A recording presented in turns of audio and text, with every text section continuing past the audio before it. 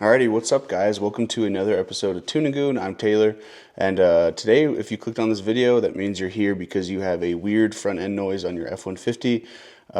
It's likely going to have something to do with your IWEs. I'm going to show you how I diagnosed it, and I'm going to show you how to fix it. It's pretty easy. You don't need a ton of tools. You could do it with some pretty basic tools, but having stuff like electric impacts and ratchets, and it makes stuff faster. But anyway, I'm going to show you how to fix this. In a second, I'm going to show you a clip of the noise so you know what it sounds like, and then I'm going to show you the tools you need. So let's check it out.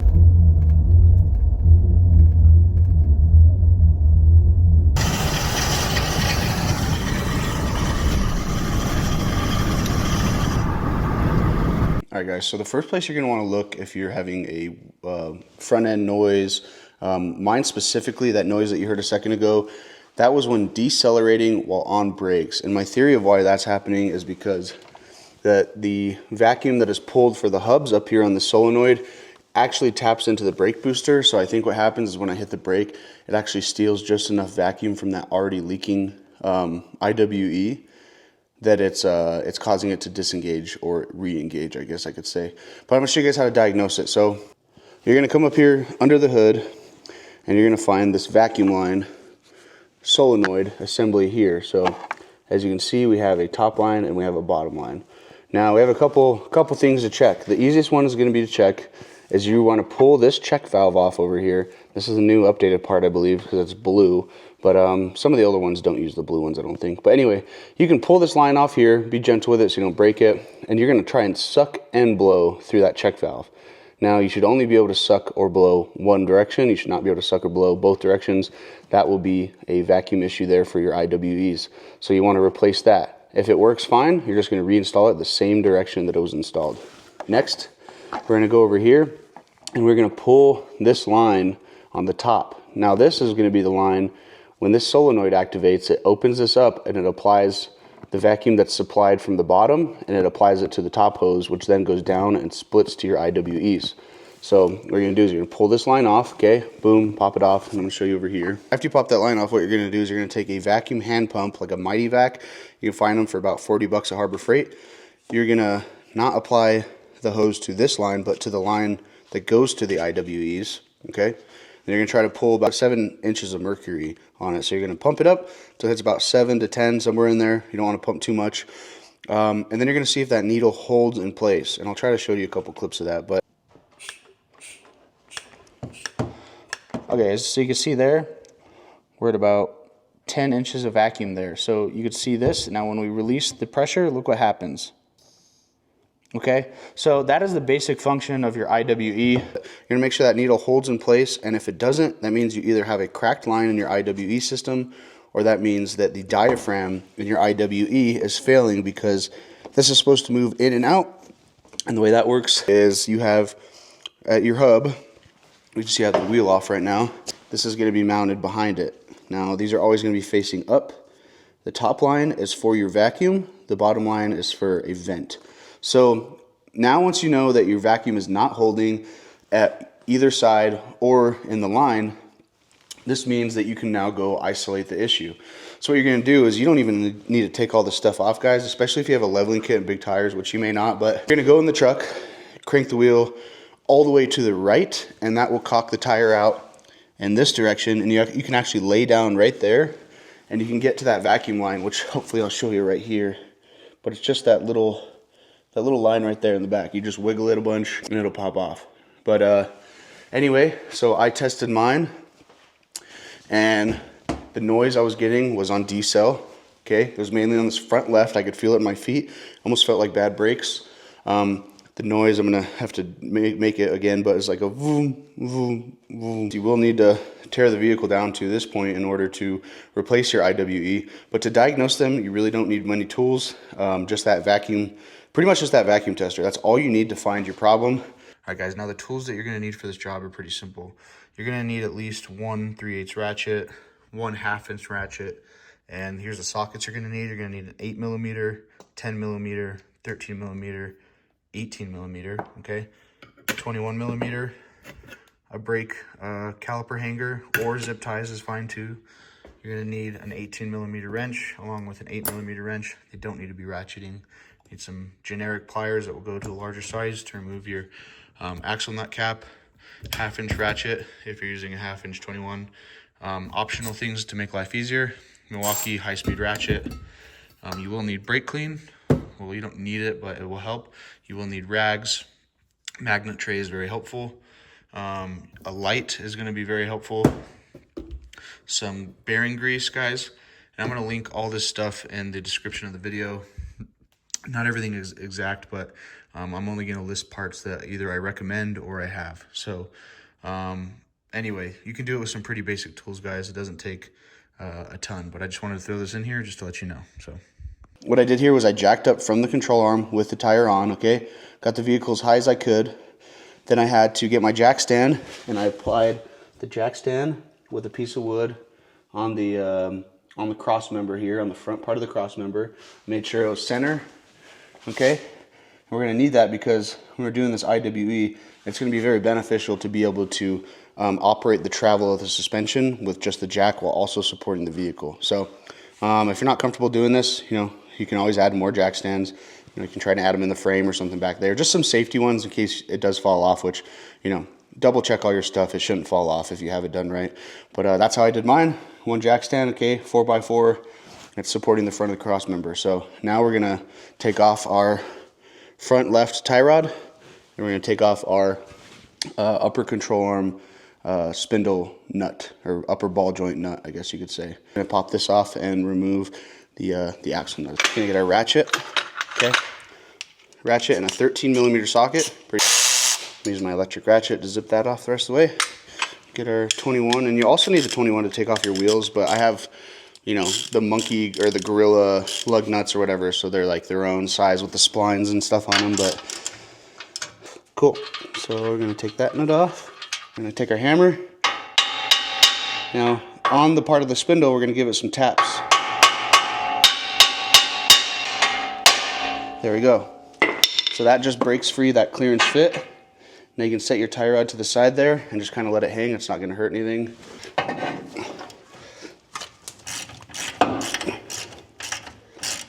So no change there. So we're going to back the nut up with it's going to be an 8mm. Here we just have a box end. We use the open end of the wrench, and then we can just simply move it like that. There we go. And we just dropped our bolt. This is where we need to be careful with our brake lines, our ABS lines, and our vacuum lines. So right there, we're pulling tension on them. We don't want that. We need to start unclipping and securing a lot of these out of the way. There we go, guys. So just hook something like that so we don't damage it. And then I'm gonna move you guys around so you can see the back side of this and see exactly what we're doing here. We're going to try to just take off these things so we can loosen up tons of space. I'm going to take that holder off, set it to the side, just like that. So this ABS line is getting some tension on it, which I don't like. So right there, doesn't seem like we have tension on anything. That's good. Get this hook back undone for a moment so we can hopefully get enough clearance for our axle to come out, which we're pulling on our ABS sensor line, which I'm not a huge fan of. We need to correct that a little bit. We're going to get a clip tool. We're going to get this thing out of there for a moment. This is still what is kind of limiting us. So if we pull it all the way in the front of the spindle, looks like that should give us enough room to get our CV. Now, I don't know if you can see down here, but the bottom of the spindle is actually hitting, it's actually hitting the jack. So I'm going to also undo my brake line to allow even more room.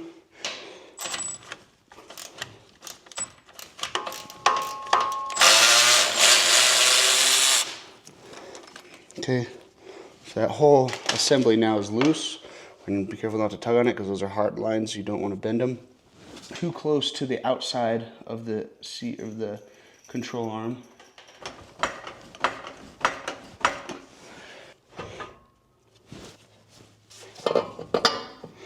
So gonna have to do some interesting moves here to get all this stuff out. I'm gonna grab the CV. We're gonna go up with it as much as we can. Okay, it's gonna take a little bit of muscle, but you should be able to get it out pretty easy. So I'll just go ahead and give this thing a nice wiping down, because it's probably never been cleaned. And have our an 8mm socket. Okay, a lot of them I think they use 10s, but not this one. It's gonna be 8.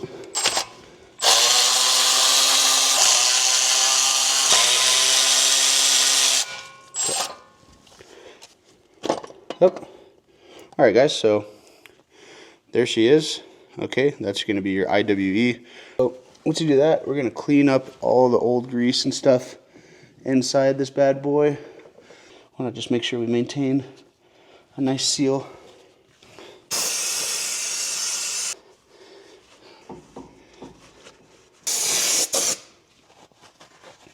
Fresh red Tunengoon grease, just high temp bearing grease. They do come with their own little packet of blue grease, which is just blue high temp grease. It doesn't really matter what you use, guys. Just make sure you lubricate it with some kind of grease in there. The wheel hub bearing. I'm gonna grease all that up real good. Just a little extra on the actual gears themselves. Grease this up real good. This is what engages the gears itself, so just want this to be nice and lubricated and clean, and that's exactly what's going to keep water and dust out. So nothing crazy, guys, just barely get a little bit on there. That way we got a nice clean, tight, like a tiger seal, buddy. Go up.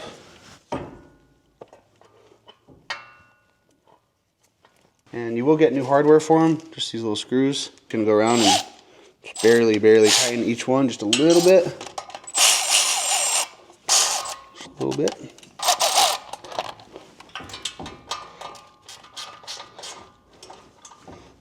There's a roller bearing. We're also going to do a thin layer of grease on these machine surfaces here. That's where our seals go. So a little bit of grease there. Nothing crazy. Put most of your grease, I guess, or excess on the splines themselves that engage four-wheel drive. That'll be your best bet. And then it's nothing that serious, guys. There's no right or wrong way to do this. There's just, you know, if you use too much grease, you're going to be cleaning up more. You don't use enough grease, then, well, I don't know.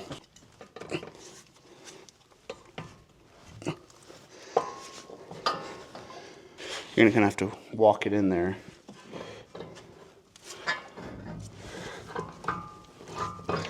You can push it in far enough to where you can at least get your 13 on the end here. You'll be able to kind of zip it down with your 13 real quick, just to get it from moving.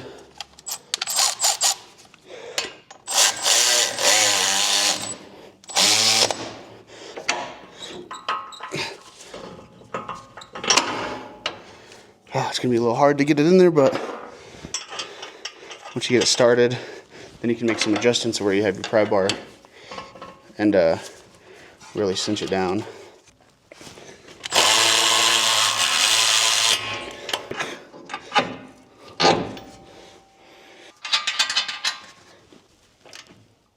Okay, now you just cinch that up real good.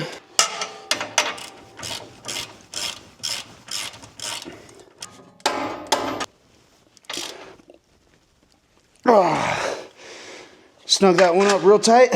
Nope, we got our little cap here. We'll tap it in there just like that with this soft plastic ratchet.